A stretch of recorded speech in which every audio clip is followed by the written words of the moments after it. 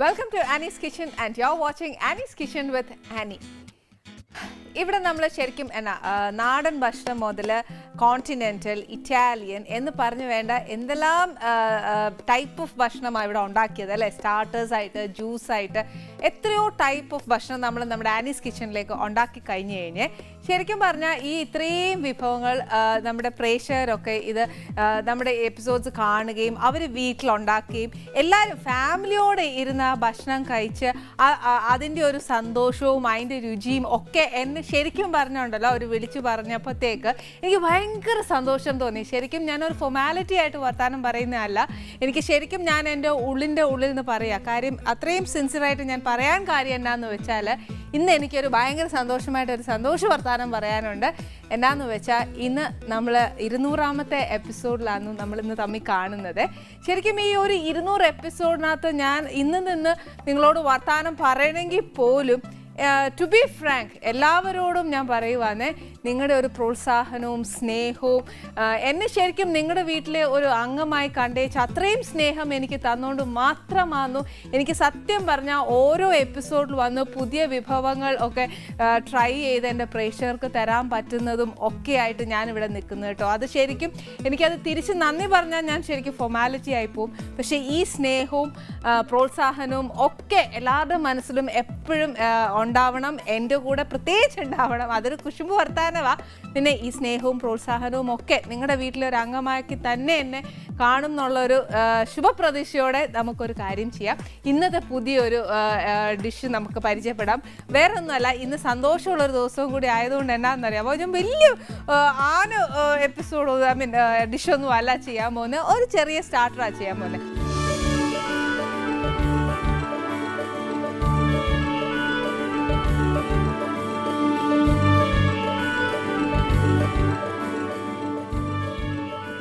എന്നാക്കിയാ വേണ്ടിയെന്നുള്ളത് പറഞ്ഞു തരാം. ഇനി അമ്മമാർ അതിൻ്റെ ഇൻഗ്രീഡിയൻസ് ഒക്കെ എഴുതിയെടുത്തോ. ഫസ്റ്റ് വേണ്ടിയത് കുറച്ച് മഞ്ഞൾപ്പൊടി, പിന്നെ ആന്നേൽ ഒരു ഇച്ചിരി നാരങ്ങാനീര്, പിന്നെ വേണ്ടിയത് ഒരു ഇച്ചിരി ഉപ്പ്. ഇതൊരു ഇച്ചിരി ദേശക്കട്ടിയുള്ള മീനാണേ. ഇത് ഇങ്ങനെ തന്നെ വേണം, ദശകട്ടിയുള്ള മീൻ തന്നെ വേണമെന്നില്ല.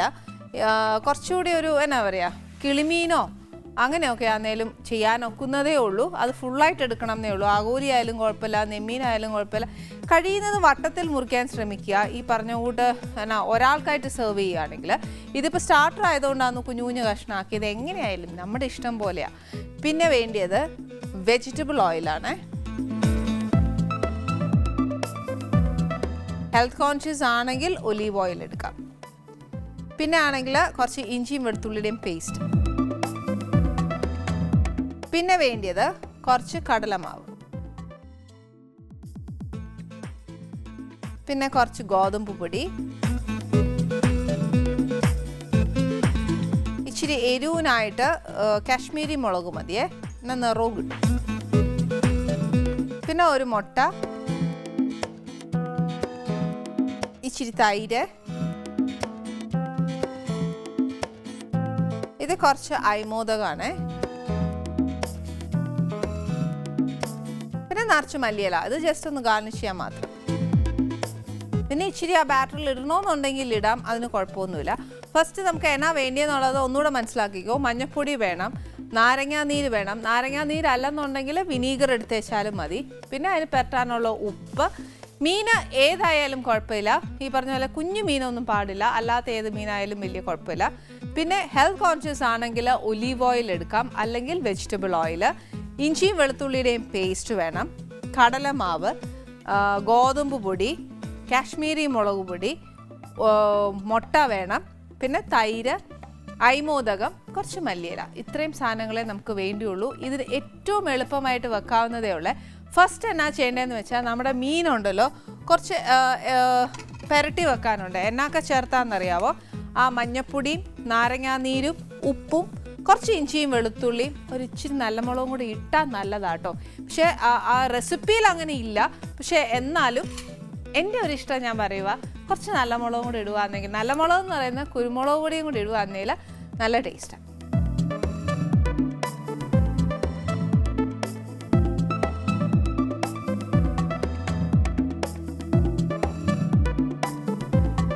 കുറച്ച് മഞ്ഞൾപ്പൊടി എന്ന് പറഞ്ഞിട്ട് ഞാൻ 3 സ്പൂൺ ഇട്ടത് അങ്ങനെയല്ല, ഒരു ഇച്ചിരി വീതം ഇട്ടിട്ടുള്ളൂ.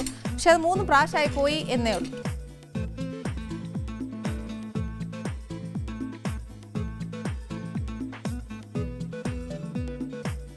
പിന്നെ ഒരു ഇച്ചിരി ഉപ്പ് മീനിനകത്ത് പിടിക്കാനുള്ള ഉപ്പ് ഇട്ടേക്കണേ. പിന്നെ വേണ്ടത് കുറച്ച് കുരുമുളക്.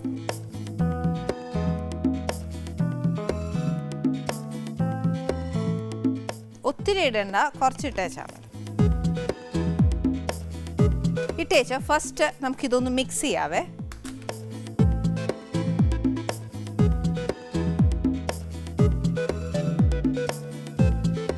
ഈ മീനയിൽ ഒരുപാട് അരപ്പ് വേണ്ട പെരണ്ടിരിക്കാനായിട്ട്, ഒന്നൊന്ന് പെരണ്ടാൽ മാത്രം മതി.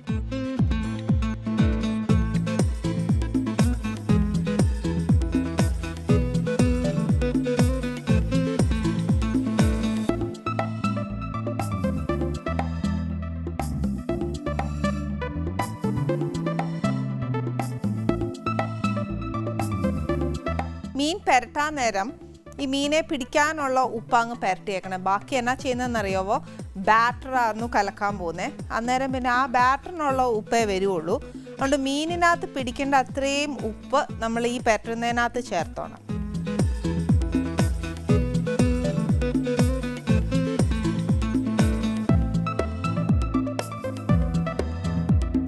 ഇനി ഇത് കുറച്ച് സമയം ഇവിടെ ഇങ്ങനെ ഇരിക്കട്ടെ. എന്നാന്ന് വെച്ചാൽ അത് ഫ്രിഡ്ജിൽ വെക്കുവാന്നേലും കുഴപ്പമൊന്നുമില്ല.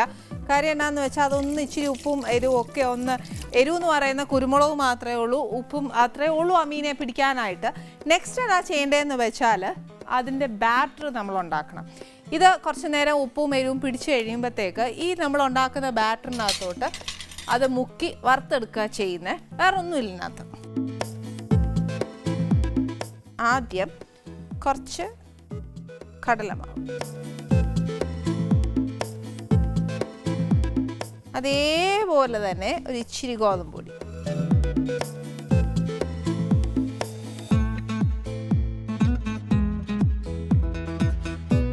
കുറച്ച് ഇഞ്ചിയും വെളുത്തുള്ളിയും,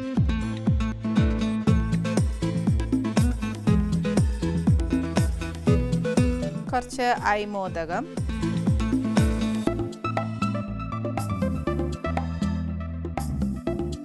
കുറച്ച് മുളക് പൊടി ഒരു ഇച്ചിരി എരിവ് വേണമെങ്കിൽ ഇരുന്നോട്ടെ, കുഴപ്പമൊന്നുമില്ല. പിന്നെ വേണ്ടത് ഒരു മുട്ട മതിയാവും.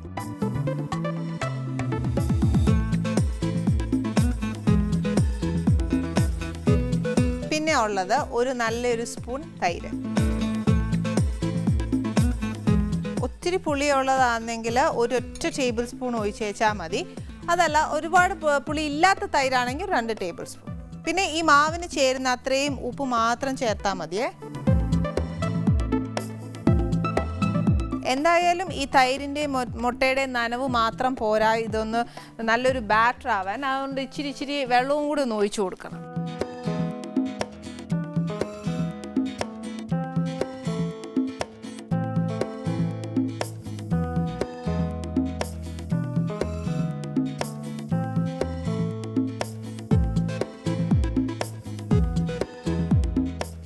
കട്ടയില്ലാതെ നല്ലതായിട്ട് ഒരു ബാറ്റർ ആക്കി എടുക്കണേ. പിന്നെ ഇഞ്ചിയും വെളുത്തുള്ളിയും ചതച്ച് വെച്ചേക്കുന്ന മാത്രമേ ഉള്ളൂ ഒരു ഇച്ചിരി ലംസ് ആയിട്ട് വരുന്നത്. അല്ലാതെ ഒന്നും ഇതിനകത്ത് അങ്ങനെ ലംസ് വരാനായിട്ടില്ല. ഈ ക്യാരം സീഡ്സ് ഒക്കെ ഒരുപാട് ഇതിനകത്ത് ചേർക്കേണ്ട. കാര്യം എന്താണെന്ന് വെച്ചാൽ ചിലപ്പോൾ ഒക്കെ നമുക്ക് അയമോദകത്തിൻ്റെ ടേസ്റ്റ് നമുക്ക് അത്ര അങ്ങോട്ട് ഇഷ്ടപ്പെടുകയില്ല. അതുകൊണ്ട് ഒത്തിരി വേണ്ട. പിന്നെ ഇഷ്ടമാകുന്നതിൽ ചേർത്തോ, അതിന് തരക്കേടൊന്നുമില്ല. നമ്മുടെ ഒരു ഫ്ലേവറും കൂടെ അതിനകത്ത് വരണം എന്നുണ്ടെങ്കിൽ ഒരുപാട് ചേർക്കണ്ട. എന്നാൽ അതിൻ്റെ ഒരു ടേസ്റ്റ് മാത്രം വന്നേച്ചാൽ മതി. ഇനി എന്നാന്ന് വെച്ചാൽ ഇതൊക്കെ നമ്മൾ പെട്ടെന്ന് ഉണ്ടാക്കുന്ന ഒരു ഡിഷാന്നു പോലും, പക്ഷേ എന്നാലും ഉണ്ടല്ലോ മീനിനായാലും അതിന് ഉപ്പും എരിവും പുളിയും ഒക്കെ കറക്റ്റായിട്ട് പിടിച്ചില്ലേലുണ്ടല്ലോ ശരിക്കും പറഞ്ഞാൽ ഒരു പച്ച മീനൊക്കെ നമ്മൾ വറക്കുന്ന കൂട്ടിരിക്കുവേ അതാകുമ്പോൾ കൊള്ളുകയില്ല. അപ്പോൾ ഒരു കാര്യം ചെയ്യാം, ഒരുപാട് വലിയ നേരം ഒന്നും വേണ്ട, നമുക്കൊരു 5 മിനിറ്റോളോ മതിയെന്നേ ആ മീനിനകത്ത് ഒരു ഇച്ചിരി ഉപ്പും പുളിയും എരിവും ഒന്ന് പിടിക്കാൻ. ഞാനേ ഈ മീൻ ഒരു ഇച്ചിരി നേരം പുരട്ടി വെച്ചായിരുന്നു. അത് ഇച്ചിരി ഉപ്പും പുളിയോ എരിവും എല്ലാം പിടിച്ചിട്ടുണ്ട്. പിന്നെ എന്നാന്ന് വെച്ചാൽ ഇതിനകത്ത് ഞാൻ ഒരു കാര്യവും കൂടെ പറയാം. ചിലർക്കാണെങ്കിൽ വെറുതെ നാരങ്ങാ നീരും മഞ്ഞപ്പൊടി ഉപ്പും കുരുമുളകും കൂടെ പുരട്ടുമ്പോൾ ചില ആൾക്കാർക്കൊന്നും ഇഷ്ടപ്പെടുകയില്ല, ചിലർക്ക് ഇഷ്ടപ്പെടും. പക്ഷേ അതിൻ്റെ കൂടെ ഇഷ്ടപ്പെടാൻ കുറച്ചുകൂടെ ടേസ്റ്റ് വരാൻ വേണ്ടിയിട്ട് ഞാൻ ഒരു കാര്യം പറഞ്ഞുതരാം. നമ്മൾ ഇഞ്ചിയും വെളുത്തുള്ളിയും കൂടെ മറ്റേ ബാറ്ററിൽ ഇട്ടായിരുന്നു. അപ്പോൾ അതിൻ്റെ കൂടെ ബാക്കി വന്നത് കുറച്ച് മീനിനകത്തും കൂടെ പുരട്ടുവാണെങ്കിൽ കുറച്ചുകൂടെ ഇഞ്ചിയും വെളുത്തുള്ളിയും ഒക്കെ അതിനകത്ത് ചേരുമ്പം മീനിന് കുറച്ചുകൂടെ ഒരു ടേസ്റ്റ് വരും. ഇതൊരു ശരിക്കും ഒരു സ്റ്റാർട്ടർ ആയതുകൊണ്ട് ഒരുപാട് സ്പൈസിനെസ് നമ്മൾ പ്രതീക്ഷിക്കരുത്.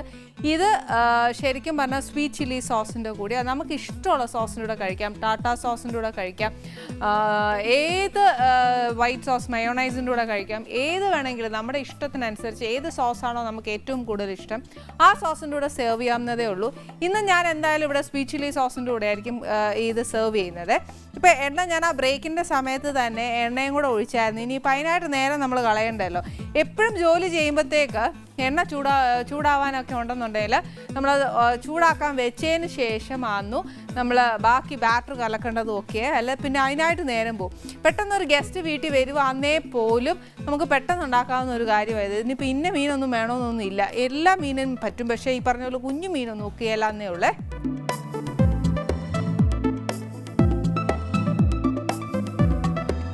ഓരോ പീസായിട്ട് എടുത്തേച്ച് ഇങ്ങനെ ഒരുപാട് നമ്മളിങ്ങനെ കുഴഞ്ഞ ബാറ്റർ ഇരിക്കണ്ട, അത് മീനയിലൊന്ന് പൊതിഞ്ഞേച്ചാൽ മതി.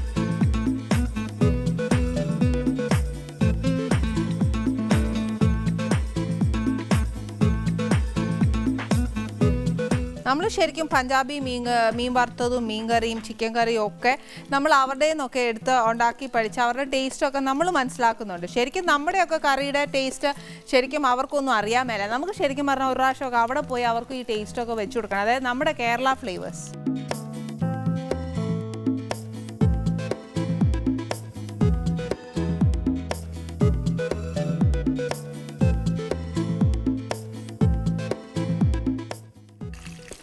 ഇത് ശരിക്കും ഉണ്ടല്ലോ നല്ല ക്രിസ്പി ബ്രൗൺ ആവണം. അതായത് നമ്മുടെ കട്ട്ലേറ്റിനൊക്കെ നമ്മൾ വറുത്തെടുക്കുകയല്ലേ എന്ന് പറഞ്ഞ കൂട്ട് നല്ല ബ്രൗൺ സ്റ്റാർട്ടർ ആയതുകൊണ്ട് ഈ പറഞ്ഞ കൂട്ടുമാതിരി എന്നാ പറയുക ഒരു ഷാലോ ഫ്രൈ അങ്ങനെയൊന്നുമല്ല, നിറച്ച് എണ്ണ അങ്ങോട്ട് ഒഴിച്ചേച്ച് നല്ലതായിട്ട് വറുത്തെടുക്കണം. പിന്നെ ഇതിൻ്റെ കൂടെ ഉള്ളിയുടെ സാലഡ് കഴിക്കാൻ ഇഷ്ടമാകുന്നേൽ അതെടുക്കാം. അതല്ല സോസ് മാത്രം മതി എന്നുണ്ടെങ്കിൽ അത് മതി. പക്ഷെ പെട്ടെന്നൊരു ഗസ്റ്റൊക്കെ വരുവാണെങ്കിൽ ഉള്ളി എരിഞ്ഞുകൊണ്ടിരിക്കാനൊന്നും നേരെയില്ല.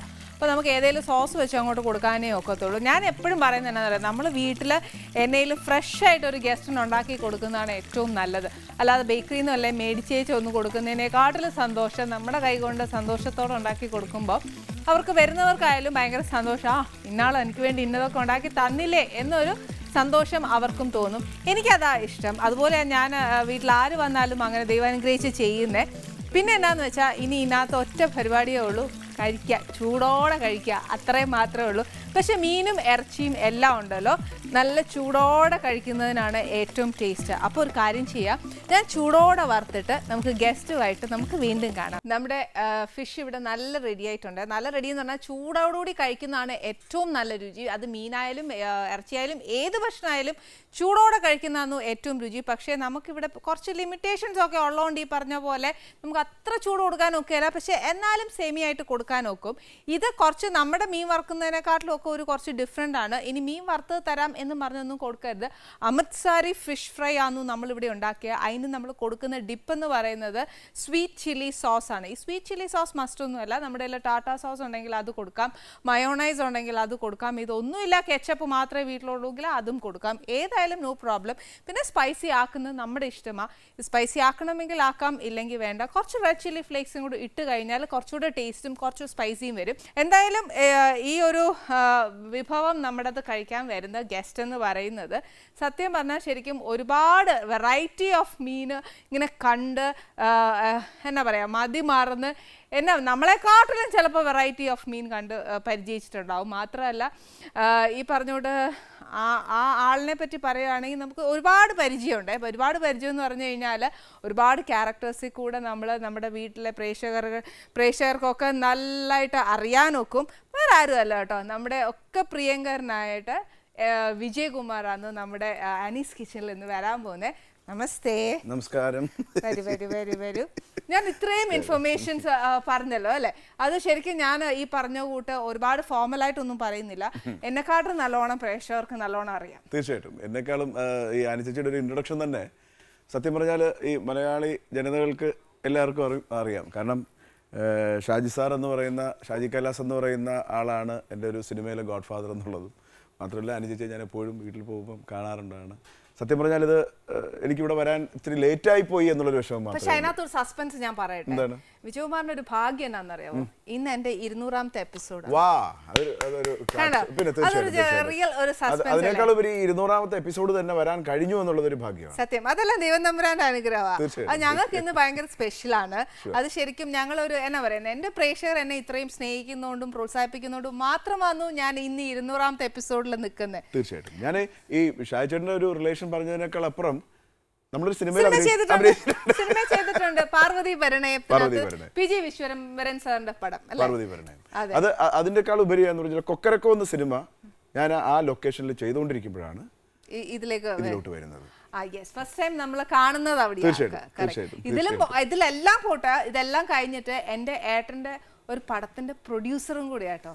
അത് ഇതുവരെ പറഞ്ഞില്ല. തലസ്ഥാനം എന്ന് പറഞ്ഞ ഹിറ്റ് മൂവിയുടെ പ്രൊഡ്യൂസറും കൂടിയാണ്. അതിനേക്കാൾ അല്ല, അത് ഞാൻ ആദ്യമേ പറഞ്ഞല്ലോ, ഈ പലയിടത്തും ഇപ്പോഴും ഞങ്ങൾ ഇപ്പം ഈ അടുത്ത കാലത്ത് തന്നെ കാസർഗോഡ് ഒരു ഫംഗ്ഷന് പോയപ്പം രഞ്ജേട്ടനായിരുന്നു അവിടുത്തെ ഗസ്റ്റ്.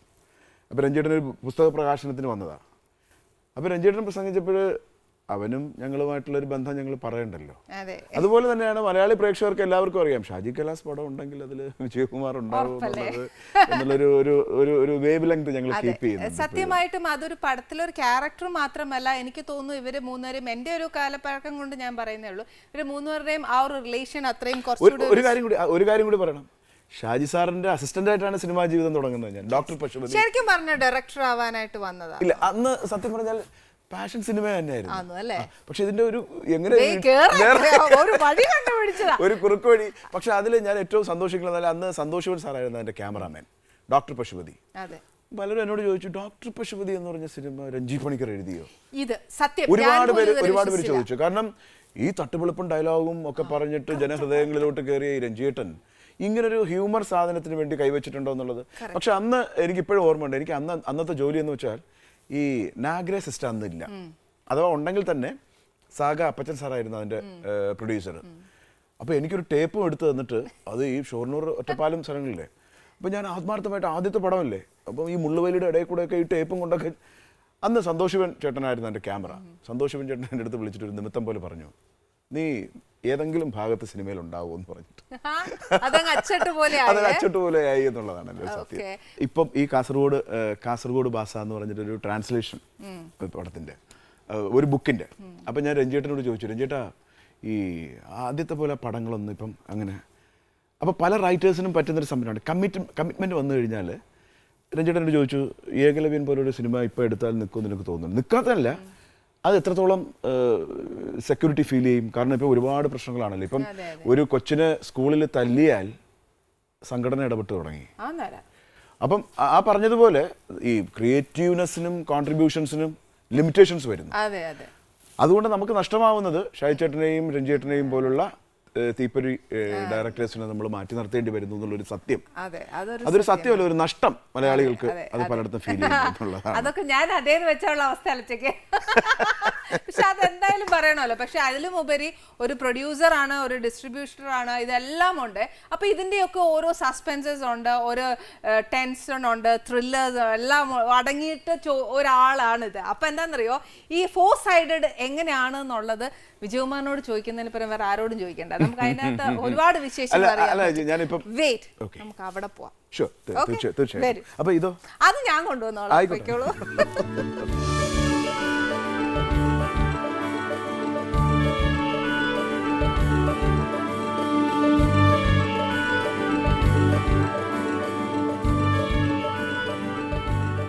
ഞാൻ ഇന്നലെ ഈ പ്രോഗ്രാമിന് വരുന്നതിന് മുമ്പ് എന്താണ് സംഭവം എന്ന് അറിയാൻ വേണ്ടിയിട്ട് ഞാൻ ഇതിനു മുമ്പ് കണ്ടിട്ടുണ്ട് ഒത്തിരി പ്രാവശ്യം. പക്ഷെ ഇന്നലെ ഒന്ന് രാത്രി ഇച്ചിരി ലേറ്റായി വീട്ടിലെത്തിയപ്പോൾ ഞാനിങ്ങനെ കണ്ടു. അപ്പം ഞാൻ നോക്കുമ്പോൾ ഒരു കക്ഷി ഇരുന്നിട്ട് ഫുൾ ടൈം ഇത് കഴിച്ചുകൊണ്ടിരിക്കുക. അപ്പം ഞാൻ എന്താണെന്നറിയാമോ, ഞാൻ വിചാരിച്ചു ദൈവമേ ഇത് ഈ പ്രോഗ്രാം തീരുന്നത് വരെ ഇങ്ങനെ, അതാണ് ഞാൻ ചേച്ചി വന്നോണ്ട് ചോദിച്ചത്. ഞാനൊരു കാര്യം പറയാം. അതെ, ഇവിടെ എല്ലാവരും ഭയങ്കര സന്തോഷത്തോടെ കഴിക്കാനാ വരുന്നത്. അന്നേച്ചുണ്ടല്ലോ അവർക്ക് പിന്നെ രണ്ടാമത് ചോദിക്കുമ്പോൾ ഇല്ല തരികയല്ല, ഞാൻ അത്രയും തിന്നാൽ മതി എന്ന് പറയുമല്ലോ. വേറൊരു കാര്യം പറയാം ചേച്ചി, എനിക്കിപ്പോൾ ഓർമ്മ വരുന്നതെന്ന് അറിയാമോ, ഈ ഫുഡിൻ്റെ കാര്യത്തിൽ പ്രൊഡക്ഷനിൽ എല്ലാവരും അക്സെപ്റ്റ് ചെയ്യുന്ന ഒരു ഇതാണ്, ഷാജി ചേട്ടൻ്റെ പ്രൊഡക്ഷനിൽ നമ്മൾ പോവുകയാണെങ്കിൽ നരസിംഹത്തിൻ്റെ സമയമാണ് തുടങ്ങുന്നത്. വെറൈറ്റി ഫുഡായിരിക്കും.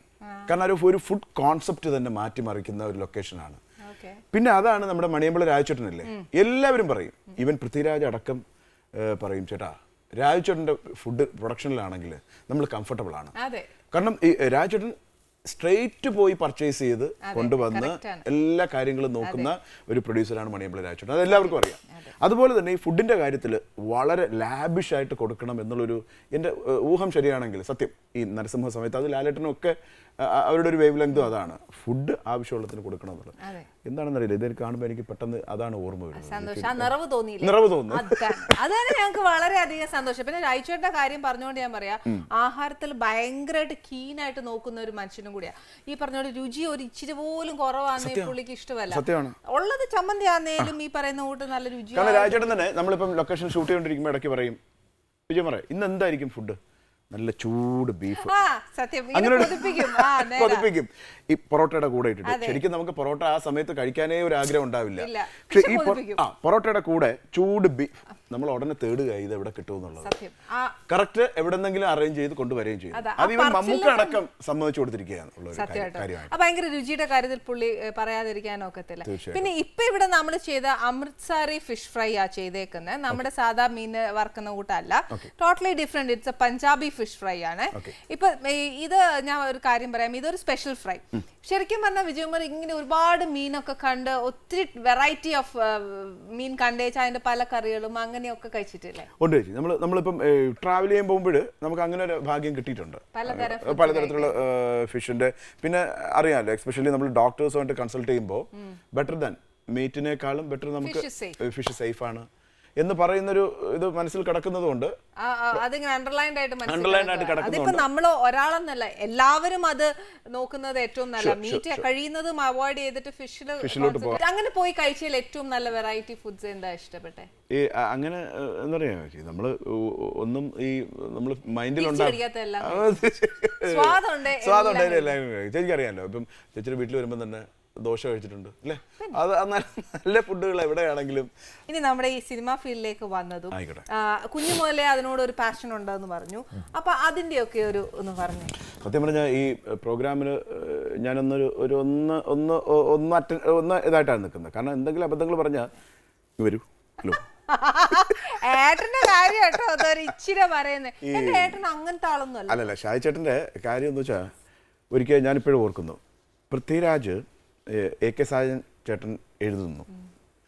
അപ്പോൾ പൃഥ്വി വന്നിട്ട് കഥ കേൾക്കാൻ വേണ്ടിയിട്ട് വഴുതക്കാട് ഗസ്റ്റ് ഹൗസിൽ വരിക. അപ്പം ഈ സായേട്ടനാണ് ഷാജി ചേട്ടനെ ഏറ്റവും നന്നായിട്ട് എന്താണ് എന്നൊക്കെ പറഞ്ഞ് ഇമിറ്റേറ്റ് ചെയ്യുന്നത്. സായികുമാർ ചേട്ടൻ അസലായിട്ട് ഇമിറ്റേറ്റ് ചെയ്യുന്നത്. ഇപ്പോഴും ഞങ്ങൾ കൃഷ്ണം എന്ന് പറഞ്ഞൊരു പടത്തിന് തൃശ്ശൂരിൽ ഇരിക്കുമ്പോഴും ഇത് തന്നെ പരിപാടി, ഷാജി ചേട്ടനെ അസലായിട്ട് ഇമിറ്റേറ്റ് ചെയ്യും. അപ്പം അന്ന് അപ്പം എന്താ പറയുക, ഒരു ഇമിറ്റേഷൻ അല്ലേ, എന്തിനാ ലാലേട്ടൻ വരെ ചിലപ്പോൾ അടുത്തിരുന്നിട്ട് അത് ഷാജിയല്ലേ എന്ന് സംസാരിക്കുമ്പോൾ. അപ്പോൾ പൃഥ്വിരാജ് വൈകുന്നേരം ഈ സബ്ജക്റ്റ് കേൾക്കാൻ വേണ്ടിയിട്ട് ഇവിടെ വഴുതക്കാട് ഗസ്റ്റ് ഹൗസിൽ വരിക. അപ്പം ഷാജിയേട്ടനുണ്ട് ഇവിടെയാണ്. കുറച്ച് നേരം ഷാജിയേട്ടനായിട്ട് സംസാരിച്ചിരുന്നിട്ട് കഥയൊക്കെ കേട്ട് കഴിഞ്ഞിട്ട് എന്താണ് നമ്മൾ ചെയ്യല്ലേ എന്ന് അപ്പോൾ ഷാജിയേട്ടൻ ചോദിക്കുന്നത് ഇവനെന്താ ഇങ്ങനെ പറയുന്നത്. അപ്പോൾ കുറച്ച് സമയം നമ്മൾ പുള്ളിയുമായിട്ട് ഇതായി കഴിഞ്ഞാൽ നമ്മൾ അങ്ങോട്ട് അഡിക്റ്റ് ആയി എന്നുള്ളതാണ് ഷാജി സാറിന്. അപ്പോൾ അതൊരു ഭയങ്കര ഗിഫ്റ്റാണ്, അതറിയാമോ?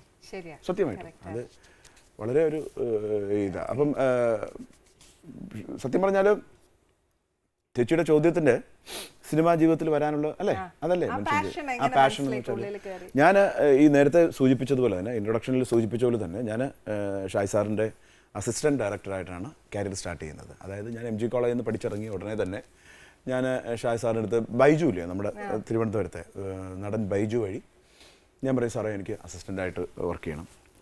അപ്പം ഷാജി ചേട്ടൻ അന്ന് 7ഓളം പടം കഴിഞ്ഞ് നിൽക്കുക, എനിക്കറിയാം. സൺഡേ 7 PM, സൗഹൃദം, അങ്ങനെ കുറേ ന്യൂസ് അങ്ങനെയൊക്കെ കഴിഞ്ഞു. അപ്പോൾ എന്നാൽ ചെയ്തോ. അപ്പോൾ എനിക്ക് സത്യം പറഞ്ഞാൽ ഈ ചില വിത്തുകൾ വീഴുന്ന സ്ഥലങ്ങളിൽ മുളയ്ക്കുന്നതായിരിക്കും. നമുക്ക് ചേറ്റിൽ വീണ അത് ചിലപ്പോൾ അത് നശിച്ചു പോകും. അപ്പം ഞാൻ വന്ന് പെട്ട ക്രൂസ് എന്ന് പറഞ്ഞാൽ അന്ന് രഞ്ജി പണിക്കർ സാറായിരുന്നു എൻ്റെ തിരക്കഥാകൃത്ത്. പിന്നെ രവി കെ ചന്ദ്രൻ എന്ന് പറയുന്ന അമിതാഭ് ബച്ചനെ വെച്ച് വരെ ഫേമസ് ക്യാമറാമാൻ ആയിരുന്നു അതിൻ്റെ ക്യാമറ സൈഡ്. പിന്നെ ഷായ് സാർ എന്ന് പറഞ്ഞു. ഷായ് സാറിനുള്ളൊരു ക്വാളിറ്റി എന്ന് പറഞ്ഞാൽ ഷായ് സാറ് ഏതൊക്കെ ക്യാമറാമാൻമാരെ വെച്ച് സിനിമ ചെയ്തിട്ടുണ്ടോ അവരൊക്കെ വളരെ even for example Santosh Sivan, Ravi K Chandran, ഈ ലേറ്റസ്റ്റ് ആയിട്ട് രവി വർമ്മൻ, വലിയേട്ടനൊക്കെ ഷൂട്ട് ചെയ്യുമ്പോൾ രവി വർമ്മൻ ആയിരുന്നു എൻ്റെ ക്യാമറാമാൻ. അപ്പം അങ്ങനെ ഈ രാജീവ് രവി അടക്കം ഒരുപാട് പേര് അങ്ങനെ ഷായ് സാറിന് ഞങ്ങൾ വരുന്നുണ്ട്. അപ്പോൾ ആ പറഞ്ഞതുപോലെ സിനിമയിൽ ഞാൻ ആദ്യം അസിസ്റ്റൻ്റായിട്ട് ഡോക്ടർ പശുപതി ഞാൻ വർക്ക് ചെയ്യുന്നു. അതിനുശേഷം തലസ്ഥാനം എന്ന് പറഞ്ഞ സിനിമ എടുക്കാം എന്നുള്ളൊരു തീരുമാനത്തിലെത്തുന്നു. അതിന് അച്ഛൻ്റെ സഹായത്തോടു കൂടെ എൻ്റെ നിർമ്മാതാവ് അച്ഛനായിരുന്നു. അങ്ങനെ ആ സബ്ജക്റ്റ് തലസ്ഥാനം വരികയും ദൈവം സഹായത്താൽ ആ സിനിമ ഞാൻ പല ഇൻ്റർവ്യൂസിലും പറഞ്ഞിട്ടുണ്ട്, ചിലപ്പോൾ ആ സിനിമ ഒരു ഡിസാസ്റ്റർ ആയെങ്കിൽ ഞാനെന്നൊരു നടൻ ഇപ്പം ചേച്ചിയുടെ മുമ്പിൽ ഇരിക്കില്ലായിരുന്നു. അപ്പം അത് കാരണം ഞാനിപ്പം പറയാൻ കാരണം ഞാൻ ആരെയും ഇതാക്കുന്നതല്ല, നമ്മുടെ ചിത്രം എടുത്ത പി.കെ.ആർ. പിള്ളയും ഒരു പടത്തിൽ അഭിനയിച്ചിട്ടുണ്ട്. അപ്പം എന്തുകൊണ്ടത് അങ്ങോട്ട് ആയില്ല. അപ്പം നടനെന്ന പേരിൽ അപ്പം ദൈവം എനിക്ക് വിധിച്ചിരുന്ന ഒരു സംഭവം അതാണെന്നും അങ്ങനെ ഒരു എന്താ പറയുക ഒരു ബ്ലാസ്റ്റിംഗ് സാധനത്തിൽ തന്നെ വന്നതിന് ഞാൻ ആ ക്രൂസിനോടൊക്കെ ഞാൻ വളരെ നന്ദി പറയുന്നു. പിന്നെ ഒരുപാട് ചേച്ചി പറഞ്ഞ പോലെ തന്നെ ഒരുപാട് സിനിമകളിൽ നമ്മൾ ഇങ്ങനെ പോയി. അത് ഒരു നിമിത്തം പോലെ ഒരുപാട് നരസിംഹം, വലിയേട്ടൻ, അങ്ങനെ ഒരുപാട് കഥാപാത്രങ്ങൾ, ചിന്താമണി കൊലക്കേസ്, അങ്ങനെ ഒരുപാട് സിനിമകളിൽ അങ്ങനെ വരികയുണ്ടായി. അപ്പം എന്തുകൊണ്ടും ഇപ്പോഴും പലരും ചോദിക്കുന്നത് വെച്ചാൽ എന്നെ കാണുമ്പോൾ ആദ്യം ചോദിക്കുന്നത് ഷാജി സാർ എവിടെയാണ്. അത് ഞാനിപ്പോൾ കൂടെ ഞാൻ പറഞ്ഞു, ഷാജി ചേട്ടാ എൻ്റെ പ്രശ്നം എന്ന് വെച്ചാൽ ചേട്ടൻ്റെ ഒരു ഇത് എനിക്ക് പറഞ്ഞാണ് അവരെടുത്ത്.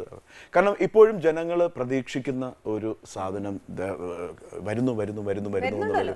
യെസ്, വരുന്നുണ്ട്. അപ്പം ഭീകര പ്രതീക്ഷയാണ്, ഭീകര എക്സ്പെക്ടേഷനാണ്. സോ എന്താ പറയുക, ഞാനിങ്ങനെ പറയുകയുണ്ടായി, നമുക്ക് ഈ ഹൈറ്റ്സ് കൂടി പോകും തോറും അതിൻ്റെ ഒരു ഇതും കൂടുമല്ലോ. അതുപോലെ നല്ലൊരു പ്രോജക്റ്റ് വരട്ടെ, അത് അടുത്തൊരു ഹിറ്റ് ആവട്ടെ എന്നുള്ളൊരു പ്രാർത്ഥനയാണ് സംഭവം. ഇപ്പൊ ശരിക്കും എത്ര വർഷമായിട്ട് ഫിലിം ഫീൽഡിൽ വന്നത്? ഇത് എൻ്റെ അടുത്ത് വേറെ ആൾ ചോദിച്ചു. 24th ഇയർ ആണത്, ഗോയിങ് ടു 25th ഇയർ. ഈ കൊല്ലം 25ാമത്തെ വർഷം. ഈ കൊല്ലം അല്ല, അടുത്ത കൊല്ലം ആകുമ്പോൾ 25ാം വർഷമാവും.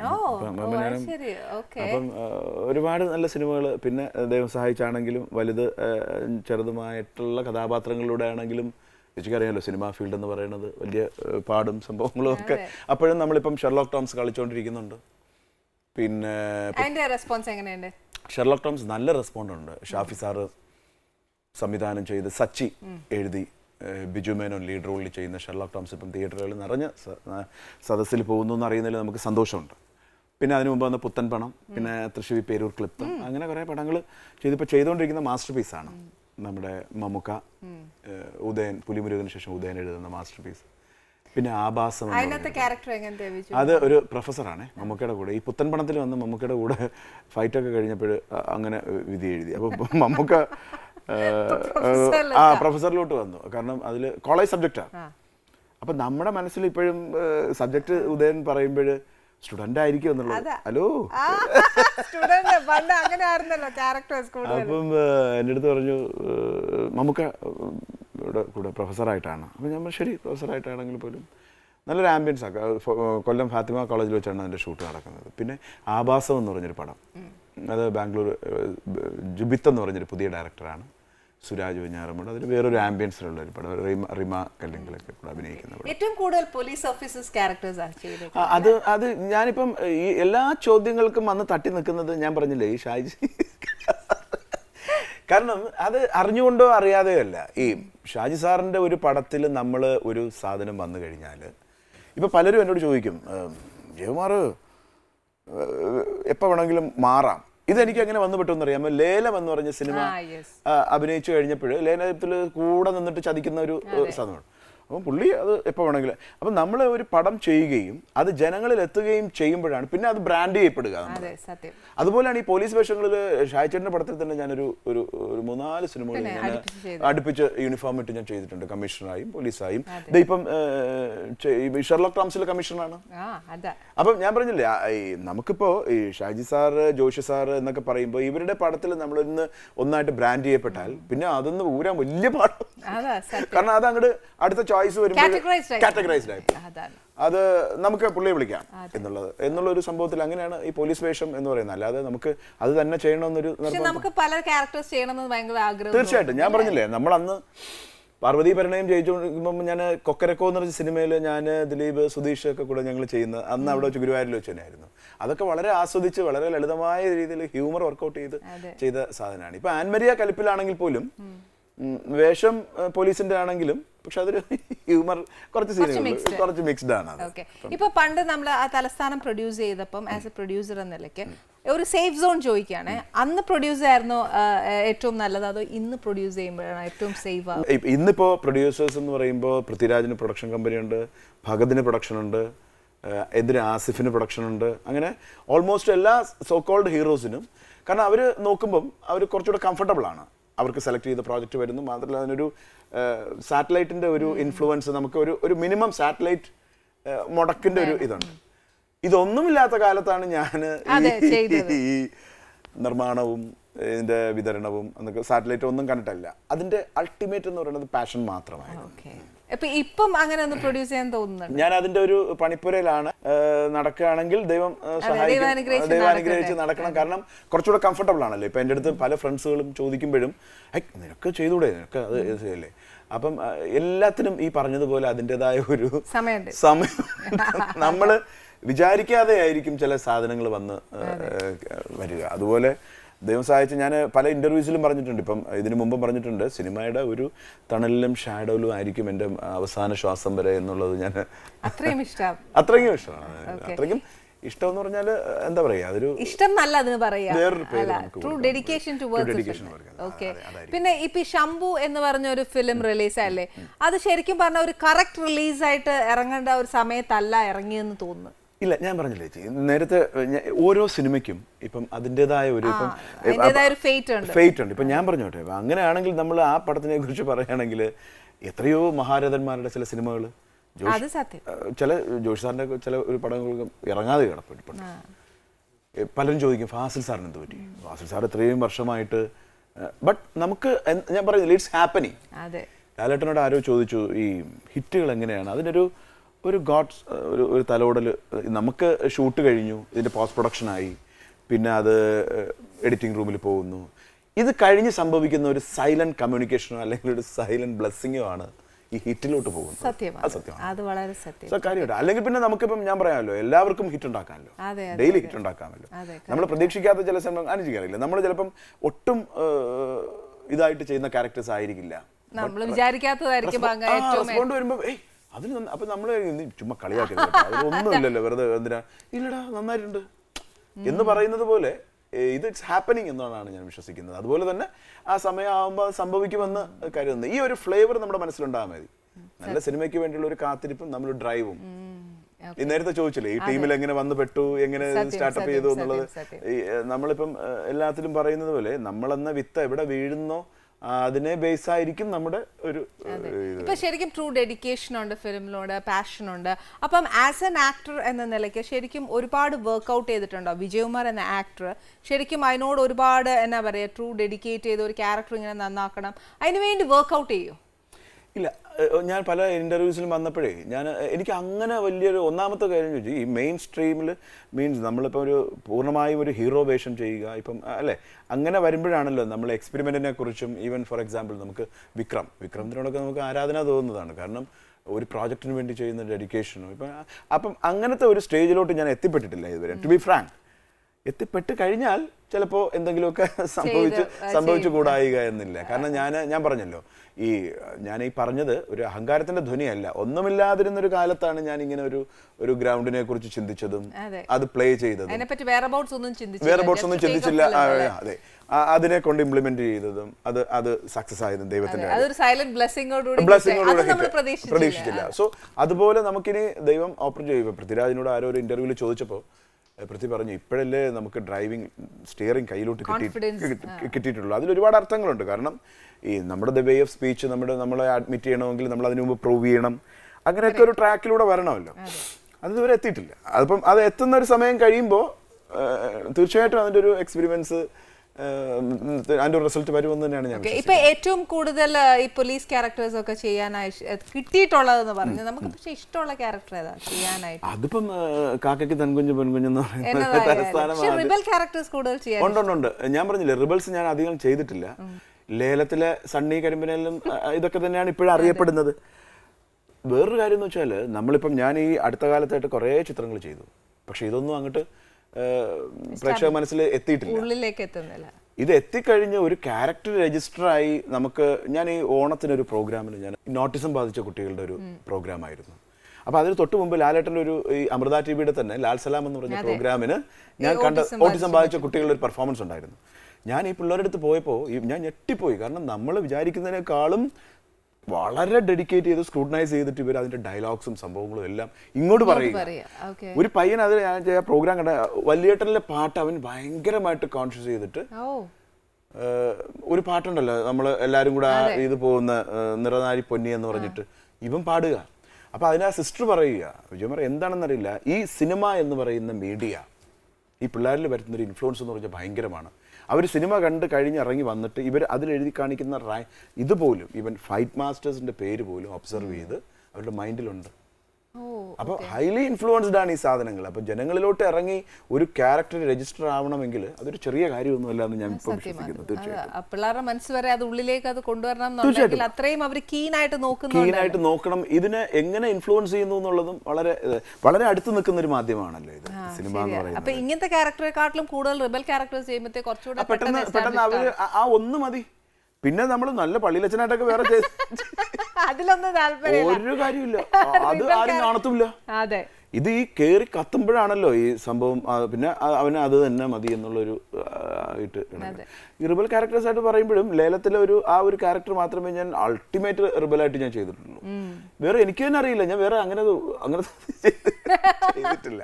പക്ഷെ അത് ഭയങ്കരമായിട്ട് പ്രേക്ഷകരുടെ മനസ്സിൽ അത് കൊണ്ടുവന്നൊരു സാധനമാണ്. അതുകൊണ്ട് ഇപ്പോൾ എല്ലാവരും പറയും അത് അങ്ങനെയൊക്കെ ആയി രജിസ്റ്റർ ആയിട്ട് കിട്ടാൻ വലിയ പാടാണ് വിജയകുമാർ എന്ന് പറഞ്ഞാൽ. ഈ അന്യ ലാംഗ്വേജിലൊക്കെ തമിഴ്, തെലുങ്കു ഇല്ല, ഞാൻ പറഞ്ഞല്ലോ ഈ ഷാജന്റെ സിനിമകൾ റീമേക്ക് ചെയ്യുമ്പോൾ അതാണ് ഇടയ്ക്കിടയ്ക്ക് തമിഴിലും തെലുങ്കാനായിട്ട്. ഇപ്പൊ ഈ അടുത്ത കാലത്ത് ഉണ്ടായിരുന്ന ഈ ഇടി എന്ന് പറയുന്ന ഒരു സിനിമ കമ്മീഷണറായിട്ട് ജയസൂര്യയുടെ പടം ചെയ്തു. അതിപ്പോ ഞാൻ ഇടയ്ക്ക് നോക്കുമ്പോൾ TV ഹിന്ദിയൊക്കെ സംസാരിച്ചോണ്ട് ഞാൻ അപ്പൊ നമ്മുടെ ഈ പടമൊക്കെ അങ്ങോട്ട് പോയി ഡബ് ചെയ്ത് വരുമ്പോഴത്തേക്ക് നമുക്ക് അവിടെ ക്യാരക്ടേഴ്സ് വരാറില്ലേ? അത് പണ്ടായിരുന്നു. കാരണം ഒന്നാമത്തെ കാര്യമുണ്ടല്ലോ, നമ്മൾ ഇപ്പോഴെല്ലാ ആർട്ടിസ്റ്റുകളെ സംബന്ധിച്ചും നമ്മൾ ഇതിന്റെ പിന്നാലെ ഒരു ഡ്രൈവിങ് എല്ലാവർക്കും കുറവാണ്. കാരണം ഇനഫ് സ്പേസ് നമുക്ക് ഇവിടെ തന്നെ ഉണ്ട്. നമ്മൾ കുറച്ചുകൂടെ കംഫർട്ടബിൾ. ഉദാഹരണത്തിന് നമുക്കറിയാമല്ലോ ഈ ഷാജി സാറിന്റെ ഒരു കാരിയർ സമയത്ത് തന്നെ തെലുങ്കിലും തമിഴിൽ നിന്നൊക്കെ ഭീകര ഓഫേഴ്സ് ഒക്കെ ഷാജേട്ടൻ പോവില്ല. ഷാജേട്ടൻ ഇവിടം കൊണ്ട് കംഫർട്ടബിൾ ആയ, കാരണം അന്ന് തന്നെ പലരും പറയും, ഞാൻ ഞെട്ടിപ്പോയിട്ടുണ്ട്. കാരണം സ്റ്റുഡിയോയിൽ വെച്ച് കാണുമ്പോൾ ഈ KS രവികുമാർ, ഈവൻ ശങ്കർ അടക്കം ഷാജി ചേട്ടനെ സാർ ഞാൻ ഉങ്ങളുടെ ഫാൻ എന്ന് പറഞ്ഞ് സത്യം പറയാം, ഒട്ടും എക്സാഗ്രേഷൻ ഇല്ല. അപ്പം ആ ഒരു ട്രെൻഡ് പോലെ ഇപ്പം നമുക്കിപ്പം അടുത്ത അന്നദർ ലാംഗ്വേജ് പോകണം എന്നുള്ളത് നമുക്ക് കൂടെ ഉണ്ടാവണമല്ലോ. നമുക്കൂടെ ആഗ്രഹം ഉണ്ടായാൽ മാത്രമല്ല ഇതിന്റെ അതിനെക്കുറിച്ചുള്ളൊരു. പിന്നെ ഈ പറഞ്ഞതുപോലെ ഈ തമിഴ്നാടും ആന്ധ്രയൊക്കെ നമ്മൾ എത്രയൊക്കെ പോയിട്ട് വന്നാലും നമ്മുടെ കേരളത്തിൽ വന്ന് ഒരുപിടി ചോറ് കഴിക്കുമ്പോഴല്ലേ അതിന്റെ ഒരു സന്തോഷം. എന്നാലും നമ്മളൊരു ആസ് ആൻ ആക്ടർ എന്ന നിലയ്ക്ക് നമുക്കൊന്ന് ബിസി ആവാറുണ്ട്. അതിനുവേണ്ടി ഹോംവർക്ക് ചെയ്യുന്നവരുണ്ട്, അതിനുവേണ്ടി ഡെഡിക്കേറ്റ് ചെയ്യുന്നവരുണ്ട്. എന്തോ അൺഫോർച്ചുനേറ്റ്ലി എനിക്ക് ആ ഒരു ക്രേസ് ഇതുവരെ വന്നിട്ടില്ല. ഇപ്പൊ തന്നെ പറഞ്ഞ പണ്ട് ആണ് അങ്ങനെ ഡബ് ചെയ്ത് കാണുമ്പോഴത്തേക്ക് നമുക്ക് ക്യാരക്ടേഴ്സ് അവിടെ കിട്ടുന്നത്. പക്ഷെ ഇപ്പൊ ആ ഡിഫറൻസ് എന്താ കാണുന്നത്? പണ്ടത്തെ ഡിഫറൻസും ഇപ്പോഴത്തെ ഡിഫറൻസും ഫിലിം അങ്ങനെ വല്ല ഡിഫറൻസ് ഉണ്ടോ ഇപ്പൊ? ഇല്ല, ഞാൻ പറഞ്ഞില്ലേ കുറച്ചുകൂടെ വൈഡായി മാർക്കറ്റ്. അപ്പോൾ ഈ അവിടുത്തെ ആളുകളുടെ ഇപ്പോൾ എല്ലാവരും പറയും മലയാളത്തിലെ ആർട്ടിസ്റ്റുകൾ ബ്രില്യൻ്റ് ആർട്ടിസ്റ്റുകളാണ്. അവരുടെ ഈവൻ ഒരു സീനിൽ വരുന്ന പോലെ ഇപ്പം ട്രാഫിക് എന്ന സിനിമയിൽ ഞാൻ വളരെ കുറച്ചേ ഉള്ളൂ. അപ്പോൾ അത് കണ്ടിട്ട് എൻ്റെ അടുത്ത് അതിൻ്റെ ഷീൽഡ് കൊടുക്കാൻ സമയത്ത് കമൽ സാറായിരുന്നു അതിൻ്റെ ഫംഗ്ഷൻ്റെ ഗോകുലം പാർക്കിൽ വെച്ചിട്ട്. കമൽഹാസൻ സാറായിരുന്നു അതിൻ്റെ ഗസ്റ്റായിട്ട് വന്നത്. അപ്പോൾ പുള്ളി പേരെടുത്താണ് ഓരോരുത്തരെയും മെൻഷൻ ചെയ്യുന്നത്. ഐ സാ the movie and each and every person performance well എന്ന് പറഞ്ഞിട്ട് ഒരാളെ ഷീൽഡ് കൊടുക്കാൻ വിളിക്കുമ്പം ഇന്ന ക്യാരക്ടർ ചെയ്തല്ലേ. അപ്പം അവർ എന്തുമാത്രം ഒബ്സർവ് ചെയ്യുന്നു എന്നുള്ളതും ഭയങ്കരമായിട്ട് അത് അങ്ങനെ എന്തെങ്കിലും ടിപ്പിക്കലായിട്ട് നമുക്ക് വെറൈറ്റി ആയിട്ടാണെങ്കിൽ നമുക്ക് എന്തെങ്കിലും ഓഫേഴ്സ് വന്നാൽ. പിന്നെ ഇനി ഒരു കാര്യം കൂടെ പറയാം, എനിക്ക് തലസ്ഥാനം കഴിഞ്ഞതിന് ശേഷം ഞാൻ രണ്ടാമത് പോയി ചെയ്യുന്നത് തെലുങ്ക് സിനിമയായിരുന്നു. കോടി രാമകൃഷ്ണൻ എന്ന് പറയുന്ന അന്നത്തെ ബിസി ആയിട്ട് നിൽക്കുന്ന ഡയറക്ടറിൻ്റെ കീഴിലായിരുന്നു. പക്ഷെ എന്താണെന്നറിയില്ല, പിന്നെ അതിനൊരു ഫോളോ അപ്പ് വന്നില്ല. എനിക്കും അങ്ങോട്ട് എനിക്ക് തോന്നുന്നു ഈ പറഞ്ഞ പോലെ എനിക്ക് മലയാളം മതി, അതിനകത്ത് ഞാൻ സന്തോഷം എന്ന രീതിയിൽ എന്നായിരിക്കും അതിൻ്റെ. ഞാൻ പറഞ്ഞില്ലേ, ഇതിന് വേണ്ടി നമ്മൾ ചില എന്താ പറയുക, ചില സബ്ജക്റ്റുകളോട് താല്പര്യം അല്ലെങ്കിൽ ചില പ്രോജക്റ്റുകളോട് താല്പര്യം. എൻ്റെ അടുത്ത് ആരോ ചോദിച്ചു, ഇപ്പം 24 വർഷമായില്ലേ, സുധീർ കരമന ഒരിക്കൽ ചോദിച്ചു, ചേട്ടാ ഈ 24 വർഷമായിട്ട് നിങ്ങൾ 110 സിനിമയിൽ കൊണ്ടു. ഞാൻ പറഞ്ഞു എന്താണെന്ന് അറിയില്ല ചേട്ടാ, അത്രയും വന്നിട്ടുള്ളൂ. പുള്ളി 2-3 വർഷം കൊണ്ട് 100 പടം കഴിഞ്ഞു എന്ന് പറഞ്ഞിട്ട് ഇങ്ങനെ പറയുന്നതായിട്ട്. അപ്പൊ എല്ലാവർക്കും എല്ലായിടത്തും ഒരു ഉൾക്കൊള്ളാൻ കഴിയുന്നില്ല. സത്യമാണ്, നമ്മുടെ വഴി തെളിഞ്ഞു വരുന്നുള്ളൂ. തീർച്ചയായിട്ടും ശരിയാക്കാം. പക്ഷെ ഇപ്പൊ ഒരു കാര്യം ഞാൻ ചോദിച്ചോട്ടെ, വിജുമോന് ഭയങ്കര റിസംബ്ലൻസ് ഉണ്ട് ഈ നാഗാർജുനായിട്ട്. അല്ലെങ്കിൽ ചില സമയം എനിക്ക് ലാൽ സാറിന്റെ ചെറിയ ബാൻഡറിസംസ് എവിടേക്കോ വന്ന് പോകുന്ന പോലെ ആരെങ്കിലും പറഞ്ഞിട്ടുണ്ടെങ്കിൽ ജീവിക്കാൻ സമ്മതിക്കില്ല. ഞാനിങ്ങനെ ജീവിച്ചു പോകുന്നത് പിടിക്കുന്നില്ല എന്ന് പറഞ്ഞു. സംഭവം അറിയാമോ, ഈ ലാൽ സാറിന്റെ ലാൽ സലാം എന്ന് പറഞ്ഞ ഷൂട്ട് സമയത്ത് ലാൽ സാറിന്റെ അടുത്ത് ഞാനിങ്ങനെ പറഞ്ഞു, ഭീകര ഒരു ആരാധകനായിരുന്നു ഞാൻ ലാൽ സാർ. അതെന്നറിയാമോ, അത് ലാൽ സാറിന് പറഞ്ഞു 80s ലാൽ സാറിന്റെ ചില സിനിമകളുണ്ടല്ലോ, എന്തിന് ഞാനല്ല ഷാഹി സാറും എല്ലാവരും ഒരുമാതിരിപ്പെട്ടവര് എല്ലാവരും. പിന്നെ കാരണം വേറൊരു കാര്യം പറയാം, ഈ ഫാൻ ആണെങ്കിൽ മാത്രമേ നമുക്ക് അങ്ങനത്തെ അവരെ പൂർണ്ണമായിട്ട് ഒബ്സർവ് ചെയ്യാൻ പറ്റുള്ളൂ. ഇപ്പൊ ഈ നരസിംഹത്തിൽ സംഭവിച്ചതും 6-ാം തമ്പുരാനിൽ സംഭവിച്ചതും ഈ രഞ്ജിത്തേട്ടനും ഷാഹി സാറും ഒക്കെ ലാൽ സാറിന്റെ ഡെഡ് ഫാനാണ്. അത് വളരെ സൈലന്റ് ആയിട്ട് അറിയാവുന്നവർക്ക് അറിയാം. എങ്കിൽ മാത്രമേ പുള്ളിയെ ഈവൻ ഓരോ പോയിന്റ് കോർണർ ചെയ്യാൻ പറ്റുള്ളൂ നമുക്ക്. ഈവൻ ഓരോ ഷോട്ട് വരെ നമുക്ക് അതിൽ എടുത്തു വച്ചിരിക്കുന്നത് കണ്ടാൽ he's hardly fan of Lal. ഏട്ടൻ എപ്പോഴും പറയും ലാൽ സാറിന്റെ ഓരോ ഷോട്ട് എടുക്കുമ്പോൾ തന്നെ ഈച്ച് ആൻഡ് എവറിത്തിങ്, അത് ലാൽ സാറും പറയും, എന്നെ ഭയങ്കരമായിട്ട് കീനായിട്ട് വാച്ച് ചെയ്ത് എന്റെ ചില ഓരോ ഇത് കാണിക്കുന്നതൊക്കെ ഞാൻ പിന്നെ സ്ക്രീനിലായിരിക്കും ഞാൻ അറിയുന്നത്. സത്യമായിട്ടും അതിന്റെ നമ്മുടെ മനസ്സിന്നുണ്ടാകുന്ന ഈവൻ ഈ ലാലേട്ടനും തിലകേട്ടനുമായിട്ട് ആ വീട്ടിൽ വെച്ചിട്ട് ഒരു ഇന്ററാക്ഷൻ, എന്തുടൻ ചില സോഷ്യൽ ഇഷ്യൂസിൽ. അപ്പം പുള്ളി പറയുന്നുണ്ട്, ചില ബീങ് എ സോഷ്യൽ ആനിമൽ ഞാൻ ചില ഇഷ്യൂസിൽ ഇടപെടുന്നു എന്ന് പറഞ്ഞിട്ട്. അപ്പം പുള്ളിയുടെ ഒരു ഷോട്ട് കൈയുടെ ഒരു നമുക്ക് പടം കണ്ടാൽ അറിയാം, ഈ കൈ ആ പുള്ളിയുടെ ആ ടെൻഷൻ കംപ്ലീറ്റ്. അപ്പം ഇത്തരം മാനറിസങ്ങൾ ഒപ്പിയെടുക്കാൻ കഴിയുന്ന ഒരു ഡയറക്ടർ ആവണമെങ്കിൽ തീർച്ചയായിട്ടും A to Z പുള്ളിനെ വാച്ച് ചെയ്യണം. അതുപോലെയാണ് ലാലേട്ടൻ്റെ അടുത്ത് ചിലപ്പം അറിഞ്ഞോ അറിയാതെയോ ഈ പ്രോഗ്രാമിൽ ലാൽ സലാമിൽ ഞാൻ പറയുന്നുണ്ട്, ലാലേട്ടാ ഞാനൊക്കെ ചേട്ടൻ്റെ പടങ്ങൾ കണ്ടിട്ടാണ്. നമുക്കിപ്പോൾ സത്യമാഷിൻ്റെ കാലത്ത് നിന്ന് ജീവിച്ച ആളുകളല്ലോ, ടു ബി ഫ്രാങ്ക്, പടങ്ങൾ കണ്ടിട്ടുണ്ടെന്നല്ലാതെ നമ്മളെ ഇൻസ്പയർ ചെയ്ത പടങ്ങൾ എന്ന് പറയുന്നത് രാജാവിൻ്റെ മകനും ഈ 20-ാം നൂറ്റാണ്ടും പിന്നെ TP. Balagopal, Gandhinagar 2nd street, മമ്മൂക്കടാണെങ്കിൽ അതിരാത്രം, ഇങ്ങനെയൊക്കെ കിടക്കുന്നതാണ്.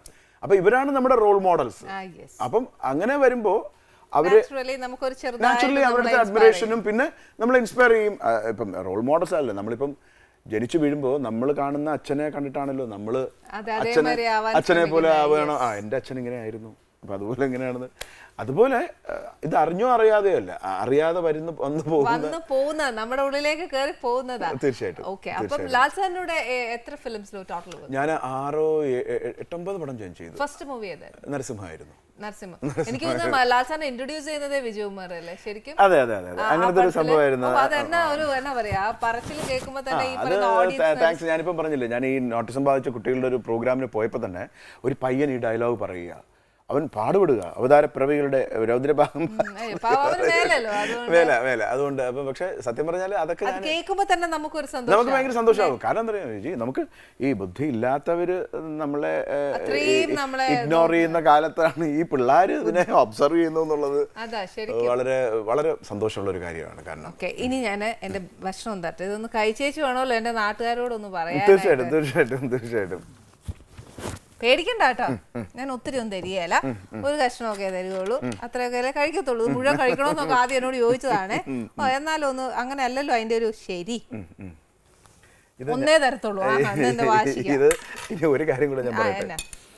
ഇടയ്ക്ക് ഈ വരുന്നതിൻ്റെ ഹൈലൈറ്റ് മാളിൽ ഞാനിപ്പോൾ ഗൂഡല്ലൂർ എന്നൊരു പ്രോഗ്രാമിന് പോയിട്ട് വരിക. ഞാൻ പറഞ്ഞു ഇങ്ങനൊരു പ്രോഗ്രാം ഉണ്ട്. അപ്പോൾ അവർ പറഞ്ഞു, അയ്യോ അത് ഞങ്ങൾക്ക് കേട്ടതായിട്ട് പറയണേ, ഞങ്ങൾ കറക്റ്റ് സമയമാകുമ്പോൾ ഞങ്ങളിത് കാണാനും ആ റെസിപ്പി അനുസരിച്ച്, പക്ഷെ ഞങ്ങൾക്ക് അതുപോലെ വരാറില്ല, ഞങ്ങൾ മേക്ക് ചെയ്ത് നോക്കാറുണ്ടെന്ന് കൂടെ പറയണം. പക്ഷേ എന്നാന്നറിയാമോ, അത് അത്രയും പറഞ്ഞാൽ എനിക്ക് വളരെ സന്തോഷം. അല്ല തീർച്ചയായിട്ടും ഞാനിതിപ്പം പറയേണ്ട ഒരു ആവശ്യമില്ല. പക്ഷെ ഇവരെല്ലാം NRIs-ഉം ദുബായ് ബേസ് ചെയ്തൊക്കെയാണ്. കാരണം അവർ നാച്ചുറലി അവർ വീട്ടിലിരിക്കുമ്പോൾ അവർ ടക്കന് ഇത് വാച്ച് ചെയ്യുകയും അവരപ്പം തന്നെ കുക്കിംഗ് തുടങ്ങുമെന്നാണ് പറയുന്നത്. ഒരു പ്രോഡക്റ്റിന്റെ ഒരു സംഭവം എന്ന് പറഞ്ഞാൽ, പക്ഷെ അവർ പറയും ഞങ്ങൾക്ക് അതുപോലെ ഒരു ഫിനിഷിങ് കിട്ടാറില്ലെന്നൂടെ പറയും. അത് എന്തായാലും ഇപ്പൊ വിജയകുമാർ പറഞ്ഞ ആൾക്കാരെ എനിക്ക് നേരിട്ടറിയാൻ മേല, പക്ഷെ എന്നാലും നിങ്ങളുടെയൊക്കെ മനസ്സിലാ സന്തോഷവും എന്നോടുള്ള സ്നേഹവും പിന്നെ എന്റെ ഓരോ റെസിപ്പീസ് ട്രൈ ചെയ്ത് നോക്കുന്നു എന്ന് പറഞ്ഞപ്പോ സന്തോഷമുണ്ട്. ഈ സ്നേഹം എപ്പോഴും ഉണ്ടാവണം. തീർച്ചയായിട്ടും പേടിക്കണ്ട, എന്റെ പ്രേക്ഷകർ ഇത്രയും പറഞ്ഞില്ലേ, അപ്പൊ ഇതൊന്ന് ട്രൈ ചെയ്ത് നോക്കൂ. തീർച്ചയായിട്ടും ട്രൈ ചെയ്ത് നോക്കുന്നതിൽ പേടിക്കാനൊന്നുമില്ല. അല്ലേലും മീനല്ലേ, അന്നേരം പിന്നെ പേടിക്കാനൊന്നുമില്ല. ശ്വാസം നോക്കിയിട്ട് കഴിച്ചു. പിന്നെ ഈ മുഴുവനൊന്നും ഞാൻ കഴിക്കാനൊന്നും പറയുകയേ ഇല്ല. അല്ല അത് ഞാൻ പേടിച്ചു ഇതിന് വരുന്നപ്പോ ഞാൻ ആദ്യം പുള്ളിക്കാരോട് ചോദിച്ചു, ചേട്ടാ ഈ ഫുൾ ടൈം പ്രോഗ്രാം തീരുന്നവരെ ഇതിരുന്ന് കഴിച്ചോണ്ടിരിക്കണം. അങ്ങനെയൊന്നുമില്ല കേട്ടോ. സത്യം പറഞ്ഞാൽ ഞാൻ പറയാം, എല്ലാവരും ഈ പറഞ്ഞുകൊണ്ട് കോൺഷ്യസ് ആണ്. നമ്മൾ കഴിച്ചുകൊണ്ടിരിക്കുമ്പോൾ ഇപ്പൊ ക്യാമറ എല്ലാം ഓൺ ആക്കി എല്ലാവരും നമ്മളെ നോക്കിക്കൊണ്ടിരിക്കുമ്പോൾ ഒക്കെ കഴിക്കാൻ കോൺഷ്യസ് ആണ്. പക്ഷെ അങ്ങനെയൊന്നുമില്ല, ഈ അടുക്കളയിൽ അങ്ങനെ ഇല്ല. No formality. എനിക്ക് വേറെ കാര്യം പറയട്ടെ, വേണ്ടെന്നല്ലേ പറഞ്ഞേ, കഴിച്ചല്ലോ. ഇത് ഒന്നിലൊന്നും ഒതുങ്ങില്ല. കൊടുക്കണ്ട അല്ലേ, കൊടുക്കണ്ട അല്ലേ. വന്നപ്പോ എന്റെ ഡയലോഗ് ആയിരുന്നു ഈ പറഞ്ഞ കൂട്ടെ. എനിക്ക് എന്നാ കാണുന്നുണ്ടല്ലോ അല്ലെ, ഇപ്പൊ പറഞ്ഞ ഡയലോഗ് എല്ലാരും മറന്നേ. ഇത്രയും നേരം ഞാൻ വർത്താനം പറഞ്ഞ് ശല്യം ചെയ്തില്ല, എന്നാ ചെയ്യാൻ നോക്കും. പക്ഷെ ചൂടോടെ കഴിച്ചാൽ ഇതിലും അസൽ ടേസ്റ്റാണ്. അത് ഈ പറഞ്ഞ പോലെ മീനായാലും ഇറച്ചിയായാലും എല്ലാ വിഭവവും ചൂടോടെ കഴിക്കാനാണ് ഇഷ്ടം. പക്ഷെ നമ്മുടെ ഷോയിൽ നമുക്ക് വർത്താനം പറഞ്ഞ് നമ്മുടെ പ്രേക്ഷകർക്ക് വിശേഷമൊക്കെ കേൾക്കണ്ടായോ. അന്നേരം പിന്നെ നമ്മൾ ഇനി മിണ്ടുകല്ലോ തോന്നുന്നുണ്ട് കേട്ടോ. ഏതാണ്ട് നേരത്തെ പറഞ്ഞ ഡയലോഗ് തന്നെ പുള്ളിക്കാരൻ ഇങ്ങനെ കഴിച്ചോണ്ടിരിക്കുന്നതാണല്ലോ ഞാൻ കണ്ടത്. ഇപ്പൊ വിജയകുമാറിന് മിണ്ടാനൊന്നുമില്ല, ഇതൊന്നിലും പോകുകയല്ല, ഞാൻ ഒന്നുകൂടെ തിന്നേക്കാന്ന്. പക്ഷെ സന്തോഷമുണ്ട് കേട്ടോ, ഇങ്ങനെ ഓപ്പൺ ആയിട്ട് എല്ലാം കഴിച്ച് എല്ലാ അഭിപ്രായവും. ഇനി എന്റെ പ്രേക്ഷകരോട് അഭിപ്രായം പറയണം. കഴിച്ചു സത്യം ഇത് ഒന്നിലൊന്നും ഇത് ഒതുങ്ങില്ല. ഞാൻ ഈ ഫുഡ് സെക്ഷനിൽ ഞങ്ങൾ ബിജു മേനോൻ, സുരേഷ് കൃഷ്ണ, അങ്ങനെ കുറേ പേരുണ്ട്. അപ്പോൾ ഇവരാണ് നല്ല ഫുഡ് എവിടെ ഉണ്ടെന്ന് അറിഞ്ഞാൽ ഇവർ നോട്ട് ചെയ്തിട്ട് അവിടെ നിന്ന് വരുത്തിക്കുക. അതൊക്കെ ഇപ്പം എനിക്ക് തോന്നുന്നു ഇനി പെട്ടെന്ന് തന്നെ അവിടെ പോയി പറഞ്ഞേക്കണേ, അന്നേരം ഇങ്ങോട്ട് ഓടി പോന്നേക്കാൻ ചെന്ന് പറഞ്ഞേക്കണം. ഇവിടെ വന്നാലേ പക്ഷേ കിട്ടത്തുള്ളൂ. തീർച്ചയായിട്ടും. ഇനിയിപ്പോ ഒരു കാര്യമുണ്ട്, കഴിച്ചല്ലോ, ഇതിന്റെ പേരെന്നാ? ചിരിച്ചഴിക്കുന്നു. ബുക്ക് പേന എടുക്കട്ടെ. പഞ്ചാബി പറയുന്നത് കേട്ടു. പഞ്ചാബി എന്ന് പറഞ്ഞു. Amritsari fish fry. Amritsari fish fry. ഈ ഷോ തീരുന്നിടം വരെ കഴിച്ചോണ്ടിരിക്കണോ? ഇത് വലിയ പ്രയാസമുള്ള കാര്യല്ലേ. ഞാൻ കണ്ടായിരുന്നു കേട്ടോ. വേണോ അല്ലേ, മാറ്റിക്കോ, അല്ലാതെ അങ്ങ് എടുത്തു. കണ്ടോ, ഇപ്പൊ മനസ്സിലായല്ലോ അല്ലെ ഇവിടെ വരുന്നവരൊക്കെ എന്തുകൊണ്ട് കഴിക്കുന്നു. അപ്പൊ വീട്ടുകാരെല്ലാ പ്രേക്ഷകരും ഉണ്ടാക്കണം. Anyway, thank you very much. ഈ എപ്പിസോഡിൽ വന്ന് ഇത്രയും വിശേഷം പറഞ്ഞു, ഒരു പ്രൊഡ്യൂസറുടെ ടെൻഷനും എല്ലാം കേട്ടു. അപ്പൊ എന്തായാലും thank you very much. Thank you so much. Okay.